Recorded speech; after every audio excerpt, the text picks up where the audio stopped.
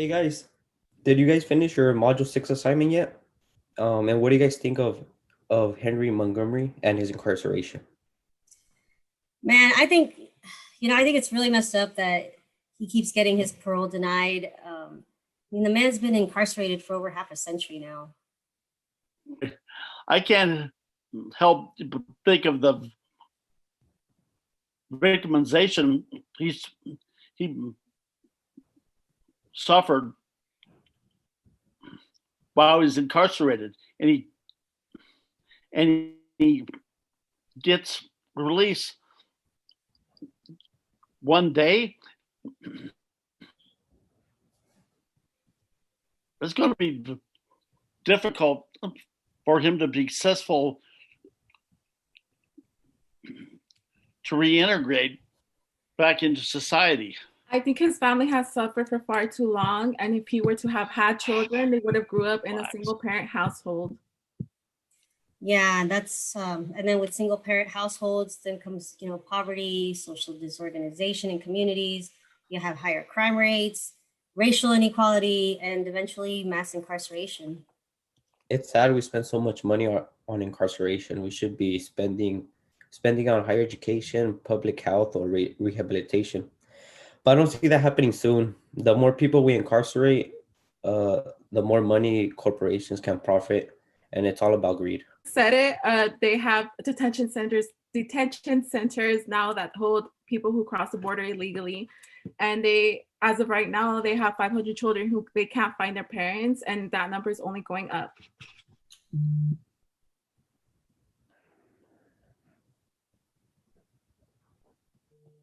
Biden's going to have his hands full in January. I think we should address our concerns about incarceration by creating a presentation and send it to him. That's a great idea, George. Let's put our brains together and see what we can do to have our voices heard. Dear President-elect Joseph Robinette Biden Jr. Wait, his middle name's Robinette? Yes. Oh, okay, proceed. Dear President Joseph Robinette Biden Jr. I'm George Wolf, and I'm talking to you today of consequences of incarceration for offenders.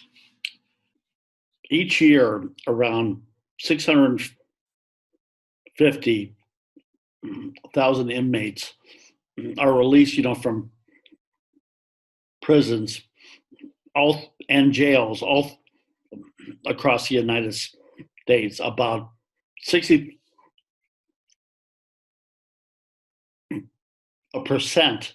will be arrested again within 3 years. This is a very high recidivism rate.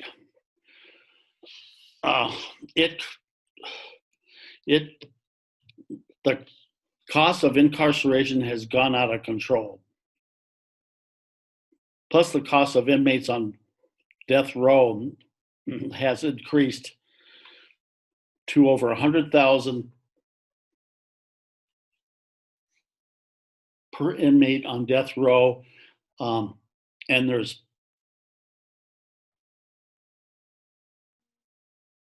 750 inmates on death row just here in California.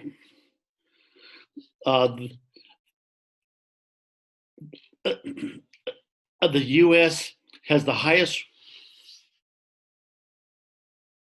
rate of incarceration than anywhere else in the world. Social cost of incarceration is not only from a monetary means, but from a victimization role. Others have studied the psychological effects of victimization in prisons, such as post-traumatic stress disorder,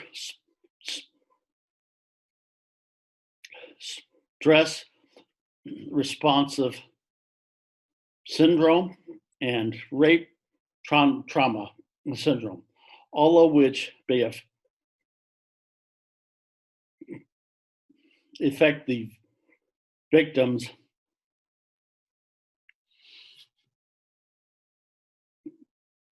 behavioral and cognitive functioning of the inmates. Thank you.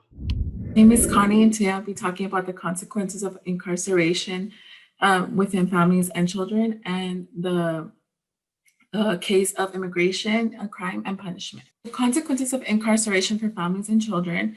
When people think someone is being incarcerated, they just think that the offender is someone being affected, but initially everybody around them gets affected. The family, the children, everybody in the community sometimes get affected.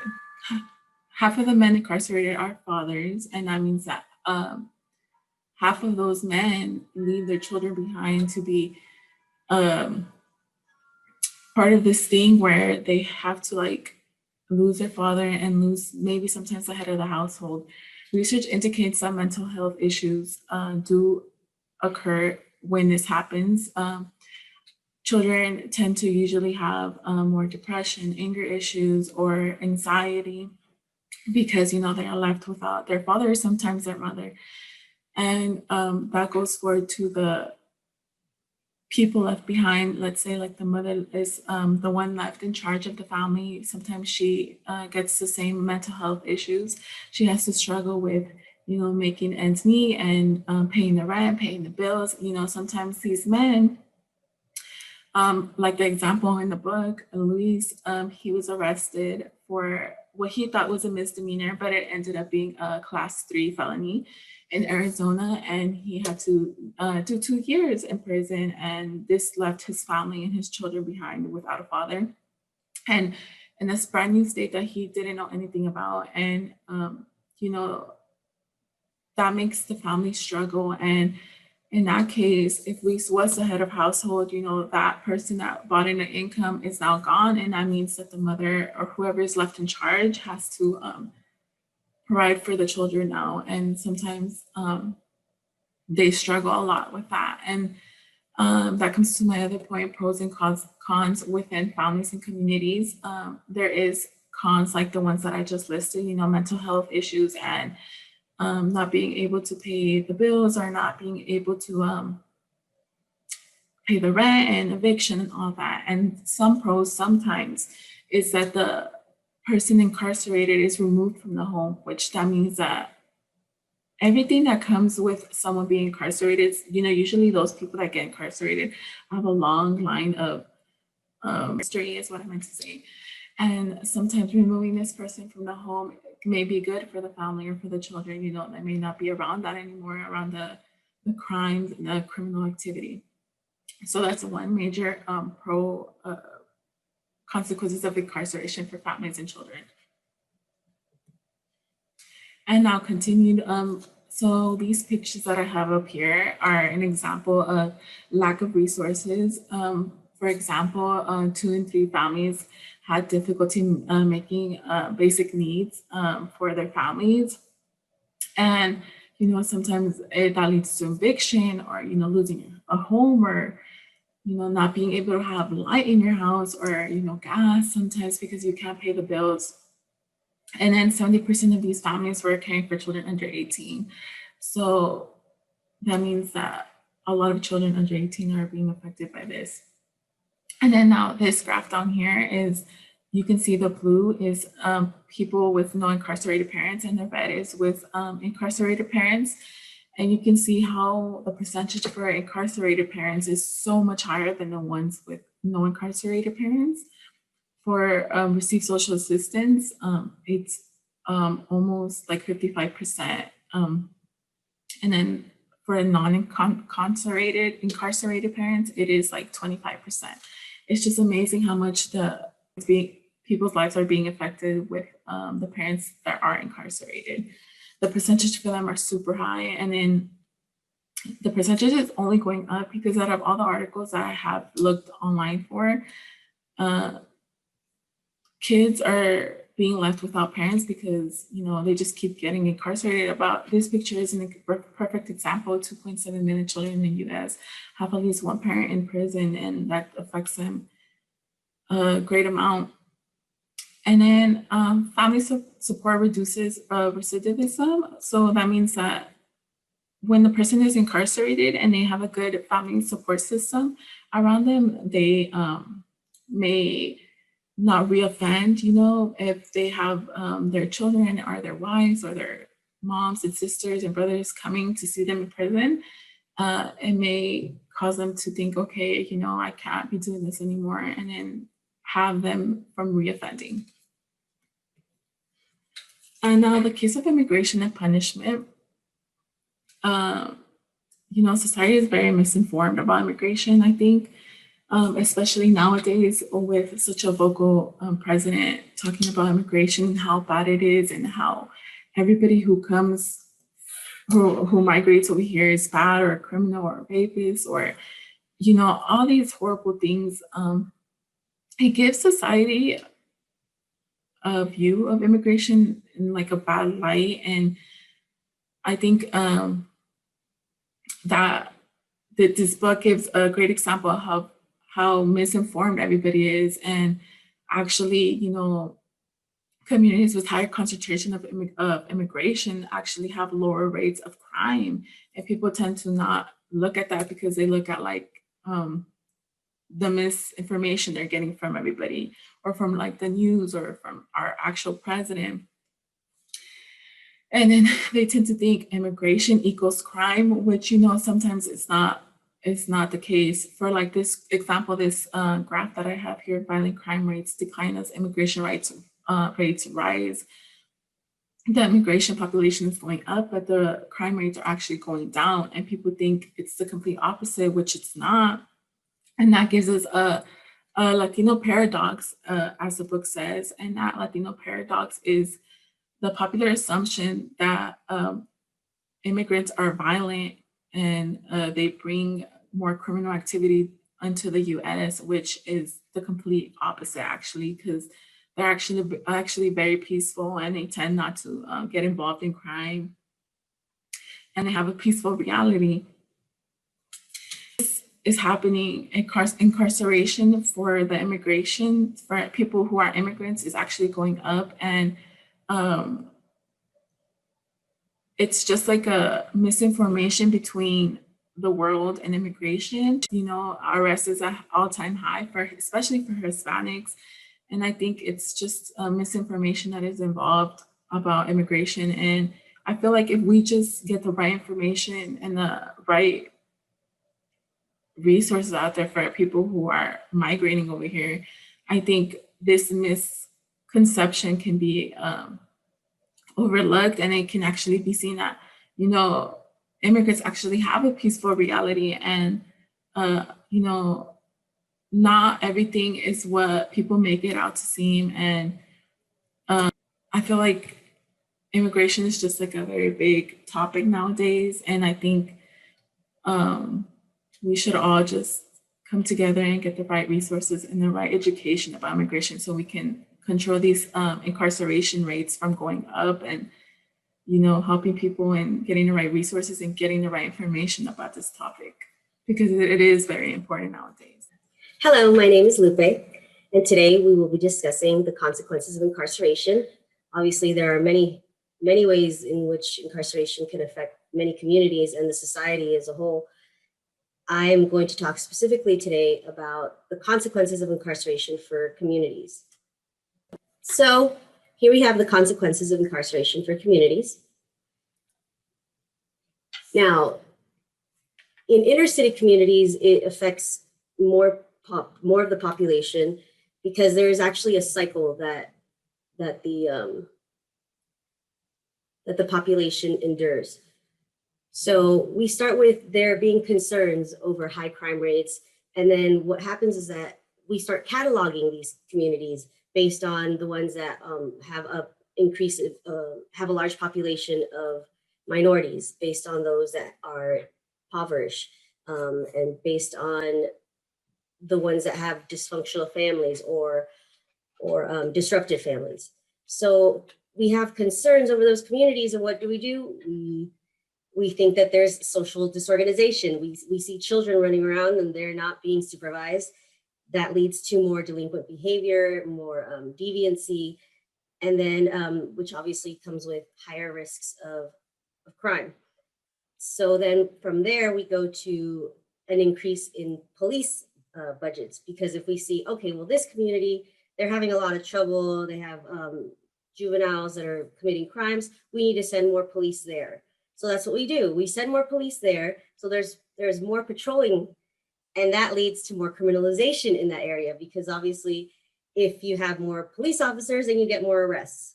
And then in inner city with more arrests, what comes are single parent households.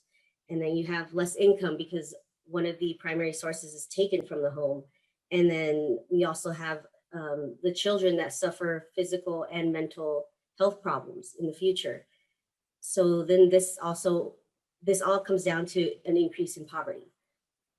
And then when we see an increase in poverty, then what communities tend to do is that they back away, they distance themselves, and they no longer report crimes, they don't want to get involved. So an increase in formal social control usually comes with a decrease in or ineffective informal social control. And then what happens when we see that there's that the community is broken up and that nobody wants to, call the police when they see something, nobody wants to be involved, then it's like lather, rinse, repeat. We do it all over again. We have concerns over high crime rates, and then it continues on and on. That's why it's so difficult for the citizens from inner city communities to get out of the cycle. Let's continue as we talk about incarceration and racial inequality.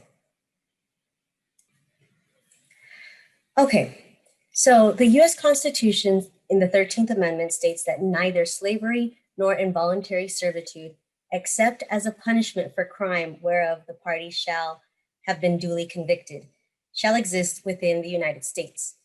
This means that the only way that your rights can be taken is if you commit a crime. So it was a loophole in which rights were still able to be taken away if someone is convicted. So that's one way that whites were able to continue to legally discriminate against Blacks. So it started with slavery, went to Jim Crow, to segregation, then now mass incarceration, and these are all excuses to exploit Blacks and legally strip them from their basic civil rights. So in the 1970s, as crime rates were going down, our prison population since then started to go up. This began with the war on drugs that was initiated by Nixon, and then it continued with Reagan. He enforced it more, and he basically said there is a war on drugs. We need to crack down on crime and drug users, and it was basically another excuse to continue to incarcerate minorities. With this war on drugs came unjust laws that targeted Blacks and Latinos by arresting them for the pettiest of crimes, forcing them to plead guilty through plea bargaining, even if they were innocent, and then sentencing them harshly with mandatory minimum sentences, which creates a lot of problems because once they are released from jail, it is very hard to, once you have the label of felon, it's very difficult to secure employment. You can't apply for financial aid, you can't apply for government assistance. So the chances of recidivism increase, obviously, if you're not given the opportunity to do anything legally to try to better yourself. This war on drugs became more like the war on the non-rich, on the communities of color, on the Black political movement, and on the anti-war movements. In my opinion, the pattern of racial bias from law enforcement and mass incarceration have become substitutes for dealing with social injustice. If you take into account that the United States accounts for only 4% of the world's population, yet we account for 25% of the world's prison population, you start to realize that there is something ethically, morally wrong with the way our criminal justice system is currently being run, currently operating. We spend more money on law enforcement than we do on higher education. So that's something we need to take a step back and look at, because incarceration is not the way to solve any of our problems. And it's definitely not going to help our country become better. Hello, my name is Santiago Escutia, and I'm going to be talking about consequences of incarceration for social institutions. The first major point is majority of the public funds go into incarceration instead of education, public health, or public homes, and etc. This causes a problem for communities, especially low-income communities, because those public funds go help the communities have better homes, have better education, or even have better health in the foods that they eat, or in the healthcare that they receive. With those funds going into incarceration, it makes those people in those communities go into crime by like them not even wanting to go to crime. They just go to crime to survive sometimes. Like they could be selling drugs to get money they could feed their family. But a lot of people don't see that. They just see the end result of them getting incarcerated for selling drugs. Another issue could be many people could be robbing other homes or robbing themselves to get money or to get like material stuff to sell, for they could end up having money to feed their families. And the same point goes to that at the end of the day, they just see the person going to jail because of robbing or burglary or burglarizing a person. But at the end of the day, they just want to obtain what everybody wants to obtain, which is money to feed their family. But by public funds going into incarceration, instead of the three main points of education, public health, or public homes, it causes those people to go into crime to be able to get those funds to help them survive. Okay, in this slide, it's incarceration and public health. A large population of the incarcerated people are mentally ill or substance abusers. Funds to help these people were taken away from public health, and the prison system began to take them in. The two main problems of this happening is increasing number of older inmates does little to public safety, and older inmates require more costly health care. And the two pictures I got for this slide is the Bakersfield Behavioral Healthcare Hospital and the Kern County jail system, well, the Kern County jail or prison. The behavioral hospital, I want to say it's as big as a student union, maybe a little bit bigger, maybe a little bit bigger. But the Kern County jail or prison is like 3 or 4 times bigger than the whole CCP campus. Therefore, you could see how much funds go into our prison just locally compared to going into our healthcare hospital. Mentally ill or substance abuse get affected by funds being taken away from the public health by the mentally ill and substance abusers going into jail. When they go into jail, the prison system might not help them solve their problem. While if a mentally ill person goes into a behavioral hospital, they could help them control their mentals, help them go into different ways to be more not normal, but be more controlling of their actions. While a substance abuser go into a program or even another hospital to help them with their substance abuse, where they go clean for a month or two, which could make them turn their whole life around and make them go into a more better path instead of going into jail or they go into jail, for a period of time. But whenever they get out, more likely than not, the person will go back into jail because they didn't get no help for their problem.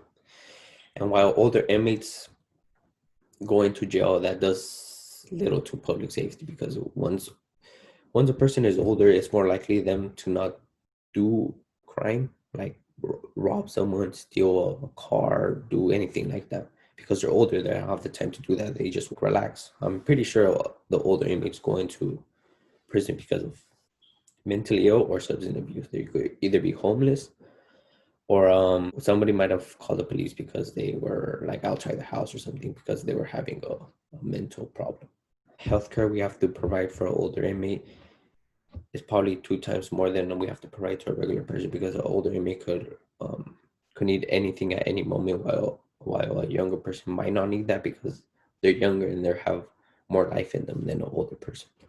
And for my final slide, incarceration, the privatization of punishment. So for this one, I have 2 questions that I'm gonna answer at the end, which is, how can a politician help the private sector, and why do public funds go to private sectors? But first, I want to start with there's a myth saying that private prisons and jails are better than public prisons and jails. That's completely false. Private prisons and jails don't have major advantages in a public prison or jail. Tough on crime policy benefits the private sector, and I will tell you how this benefits the private sector. Politicians end up getting lobbyists to pressure them to tough on crime policies, therefore more people get incarcerated, therefore more money goes into the private prison sector. Therefore, those funds that could go into different aid go into incarceration. Say, how does a politician help the private sector? Well, the politician helps the private sector by passing the tough on crime policies, and by the politician getting money from the private sector at the end of their term, or whatever you could call it. They end up doing little talks or little presentations, and that's whenever the private sector ends up giving them their money that they talked about during the passing of the tough on crime policies. And why do public funds go into the private sector? The public funds go into the private sector because we see more people getting incarcerated. Therefore, we think we need to spend more money in our prison system, for we could have a more controlled environment. Which this is completely false. We just make it seem like that there's a lot of crime, while majority of the crime could be minor, could be like I was in the previous slide. Majority of the people that are incarcerated are mentally or have substance abuse. There's not a lot of people that are murdering people. There's not a lot of people that are wanting to harm someone else. They're just basically either trying to get money to help the family, trying to get money to help themselves, and getting substance like drugs or anything like that, while we could be helping them by giving them public aid, by having more public health sectors, instead of having more incarceration. This is the end of my presentation. I just want to say all I want to say at the end of this presentation, instead of giving majority of our public funds to incarceration, we should find different ways to help aid the communities that need it the most. Because at the end of the day, those communities are doing what they need to do to get the funds that they're not given to help them succeed in life. It might not look the best, but that's why we need to help them with the public aid, for they could find more successful ways, more legal ways to end up helping our community like how they want to. Now that COVID has us all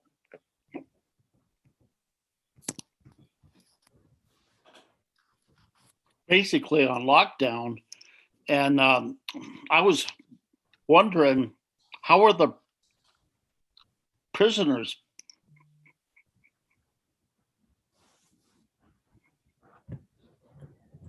handling this in all the correction facilities? Like, are they cutting the services? Are they cutting the staff hours, like no overtime? Basically, our correctional facilities run off of half of it is the government money, and the other portions are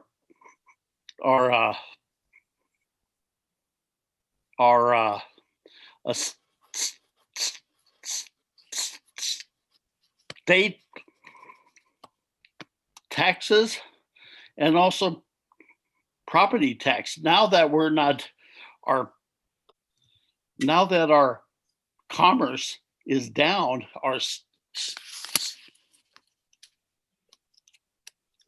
and the collecting of state taxes now is way down too. Now, how are they paying, the guards with? How are they paying, for all these services now? I just don't know. Are they cutting all the overtime on the guards? Are they cutting guards? That's something, that we should be looking at. Okay, so in conclusion, people should keep in consideration when someone is incarcerated, not only do they get affected, but so do their children and their families and everybody around them, because sometimes kids are left without, the head of the household, and things change, and more problems come into the household. And for associating immigration with crime, because in reality, it's such a peaceful reality that people don't see because of all the news that they hear or everything they read online, which is sometimes inaccurate. And I think we should just bring more knowledge to ourselves about the immigration and crime. The thing also is that if incarceration is concentrated in communities where severe disadvantages already exist, then neighborhood cohesiveness can be disrupted, informal social control becomes ineffective, then families suffer financial and health consequences of single parent households, like you said, Connie. Yeah. Incarceration rates among Blacks and Latinos are disproportionately high when compared to whites, which suggests that minorities are racially profiled or targeted based on income. And then once they're released, the financial strains of housing and the lack of ability to secure employment result in higher recidivism rates, which only aggravates the issue of poverty, crime control, and social disorganization. Majority of the public funds go into incarceration instead of helping the community. And majority of the incarcerated men and women are mentally ill or have substance abuse. Therefore, prisons can't help them rehabilitate. Therefore, they're stuck in a cage, basically. And ever since private and public prisons started competing, it's turning into a monopoly instead of a aid to help people. Yeah, that's very true. There's definitely something that needs to be done to reform our prison system. But with all that being said, thank you for listening Thank you to for our listening to our presentation. Presentation.